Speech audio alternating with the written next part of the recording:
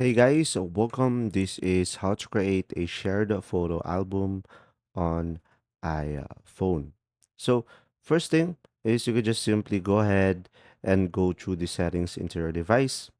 And now here you should be able to turn on shared albums in the photos. So if you don't know where the photos is, you will just simply go through the settings into your device, and in the very bottom you will have the apps and you will have the photos right here. Now once you have turned on the shared albums, you could just simply go ahead and go to your photos. Now here on your photos, if you scroll down, you should be able to see shared albums. So you could just simply go ahead and go start sharing. And from here, provide the shared album, and you could add a photo based on your preferences, and you could just simply select one and select add. And now once you have done that, guys, once you have added everything, you could just simply add a participant. So it can be your friend. And from here, you could just simply provide their email over here.